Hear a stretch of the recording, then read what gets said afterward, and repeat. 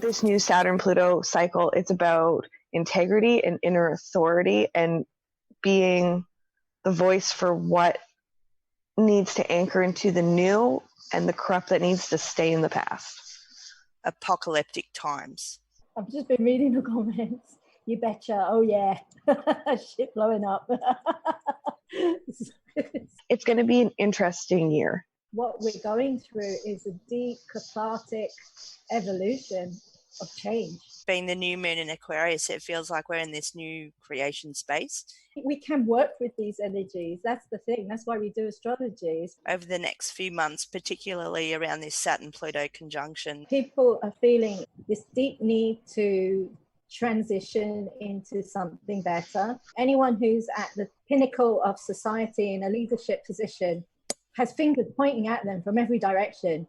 What people are noticing is corruption on a big scale. The energies are crying out for accountability, and now people are going to start like holding people's feet to the fire. And as the nodes are shifting and moving, we're getting really nitty gritty into the details and what's going on. And that's what's coming out. And as Saturn came around, it's been behind Pluto. So we build something, we put structure into something, we, take action towards something, and then boom, the moon crosses Pluto and it all gets torn to shit. Well, now we have the opposite dynamic. Something gets torn to shit and then we get to build something better, or we get to demand accountability.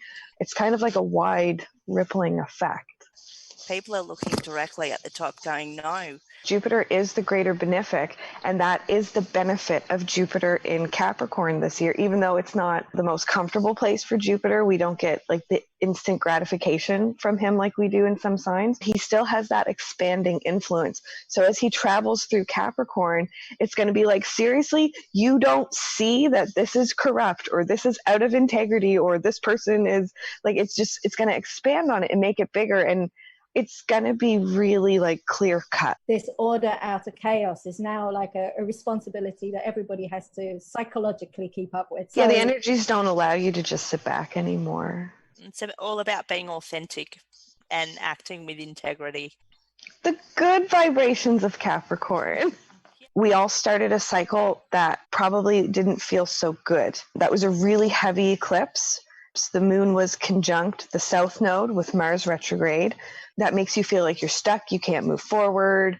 And we had a giant fixed square at that same time too, with Uranus in Taurus and Jupiter in Scorpio. The really kind of freaky thing is so many planets have returned to the exact same position they were at that eclipse for this new moon. We want it to like be free, to kind of be like, wholeheartedly invested in our authenticity, but we couldn't. It was like we were pulled back, we were stuck. These personal wounded issues started bubbling up with the Chiron and Aries because that was our first taste of it.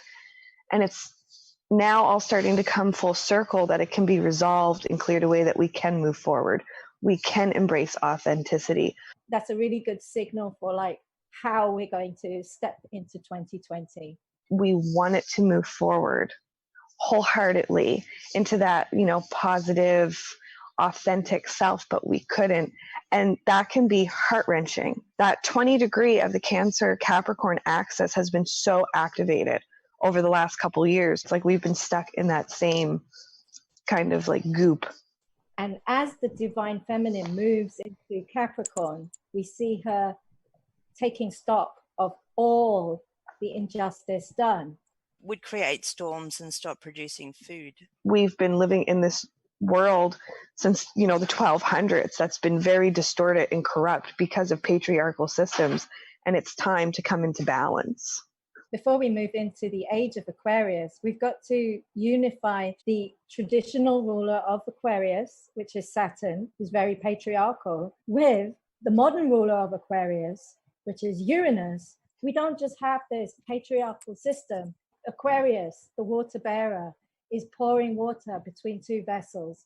Those two vessels are the male and female. We've got to be able to understand the balance between the two. If you look at the age of Aquarius as being ruled in contemporary astrology by Uranus, well, as you said, Uranus is genderless. It's not about male above female or vice versa. It's not about, squash the patriarchy so women can take over the world. It's about a place for both in equal measure. Hey, Jules, I thought you were going to say something. I was going to say something just in terms of Saturn being in traditional astrology, the boundary planet with 1 foot in this world and 1 foot in the other. So in terms of Aquarius energy being sort of like a stranger in a strange land, we are between boundaries at the moment. We still have that vision. Oil, which is ruled by Pluto, backing the currencies. This was a kind of system that was put into place. But what if that system was coming apart? What if the banking system, which is backed by oil, was changing? What would happen to all those inventions, all those patents? Would they be released? Would they be allowed to come out? Because that would be an Aquarian age. We've never been allowed to progress. But now those systems will start to come down. That's what I see. I don't think the age of Aquarius is going to come into full effect until probably around 2024, 2025, when Uranus moves into Gemini. I think this year specifically, we are going to see a lot of snippets of what's to come. Well, in this year, you have on the spring equinox, which is, the astrological new year, you have Saturn moving into Aquarius.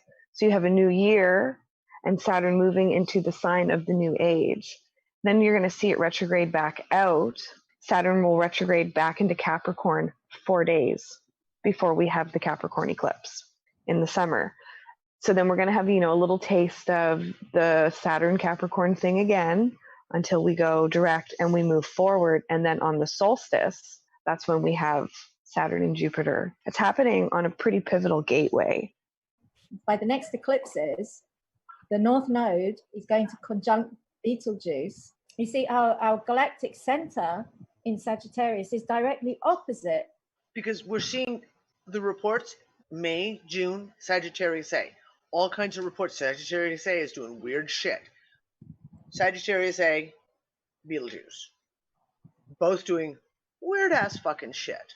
And if we're stuck in between these two major events that are going on, that polarity is pulling us. And I would assume that's what I get from what you're saying, is that you've got this polarity of both pulling us in both different directions, affecting us. And that's got to have intense physical ramifications, like what we're feeling and all, because we ourselves are magnetic. If that is just one factor, that's affecting growth hormones, that's affecting bone structure, genetics, DNA, everything. We try to base our reality on what we know. Universally, we are affecting a holographic universe, and that is Aquarius. That's Aquarian energy. Humanity is altogether part of something. I think that is also plays such a huge part with the narratives that we're seeing being pushed at the moment. It is this or it's that. Yes or it's no, or it's black or it's white, and there's no in between. Everyone wants you to step into a narrative, to use that to define your reality. We're coming out of the age of Pisces. The structures and the ideologies are based upon beliefs of certain systems. We're seeing those systems collapse with the Saturn-Pluto conjunction that just passed. I think there's a real urgency to change what we're doing and how we're living. Whether it's politically, financially, all the religious bullshit, everything else has become so convoluted, so incredibly fucked up. I don't know. No, I'm going to pull back over here and just walk away from that. Just walk away from that. Be in a place where you can just live simply and just get on with what you want to do. This old system, it's like you said about the Saturn and all the rest of it, and Pluto, that old broken shit just so needs to that's it. It's done. It's gone. It's broken. That just needs to go away. So like we survived fucking so far the insanity of early January. What do we see coming in next? I don't think that's just like one event, Dani. I think it's an undertone of what is going to be continuing through 2020 for the whole entire year. This is your roller coaster. Yeah, enjoy the ride. This ride only stops for emergencies. No, crying is not an emergency.